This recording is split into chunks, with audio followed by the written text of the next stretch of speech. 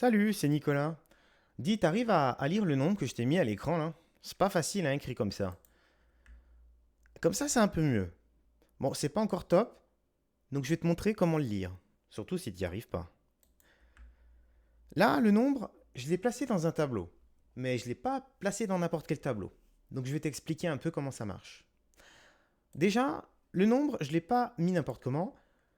J'ai commencé par le mettre par la droite, et ensuite j'ai mis tous ces chiffres jusqu'au dernier, qui est le 7.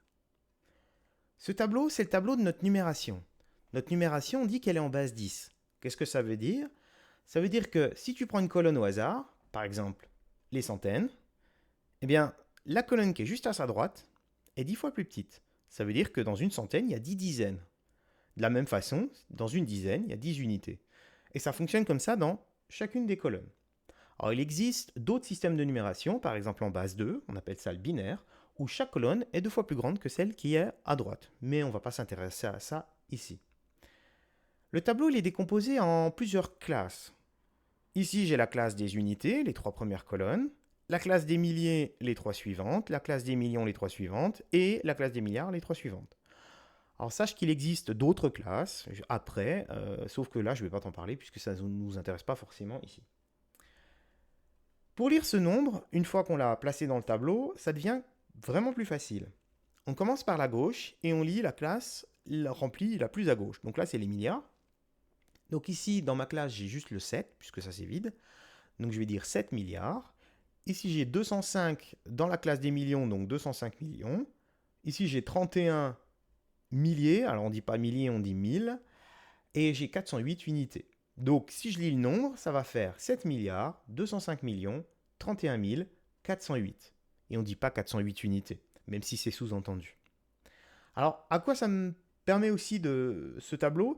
Ça va me permettre de décomposer mon nombre de plusieurs façons. Je te montre une première façon. Ici, j'ai décomposé mon nombre chiffre par chiffre. Qu'est-ce que ça veut dire concrètement?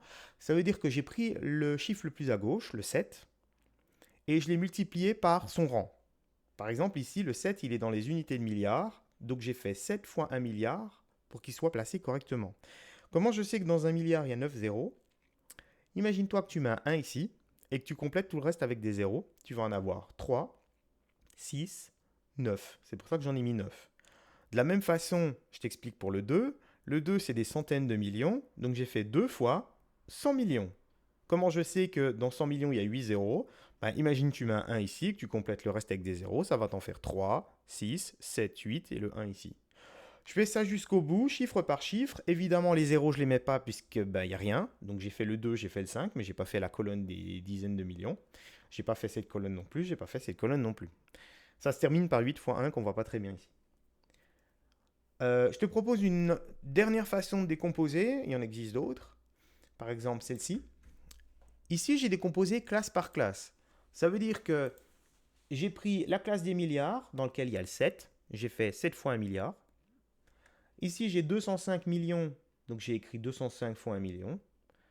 Ici, j'ai 31 dans le rang des milliers, donc j'ai fait 31 fois 1000. Et à la fin, j'ai fait 408 unités, 408 fois 1.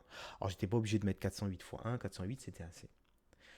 J'espère t'avoir éclairé un petit peu, j'espère que tu as compris un peu mieux comment fonctionnait ton système de numération et je te souhaite bonne chance dans tes futurs exercices. Ciao!